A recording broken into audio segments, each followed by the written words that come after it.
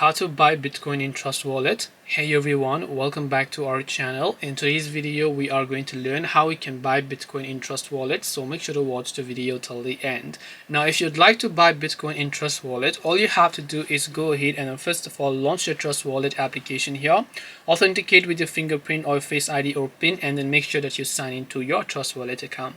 As you have done that, assuming you would like to buy Bitcoin, at the very top you can see the buy option, so tap on buy. Now you'll have many cryptocurrencies to choose from. You can just search for BTC, better known as Bitcoin, so you can tap on BTC over here, and once you tap on BTC, first you can just enter the dollars worth of Bitcoin you want to buy. So let's say you want to invest $100 of yours to buy a certain amount of Bitcoin. You can type in $100. It will show you how much Bitcoin that you're going to get for $100. Tap the buy option and then you'll be able to buy Bitcoin in Trust Wallet after you confirm your payment details. This way you'll be able to buy Bitcoin in Trust Wallet. Hope this video was very helpful. If you have got any more questions, then feel free to also leave them down below. Thank you for watching till the end of this tutorial, and see you soon in the next video.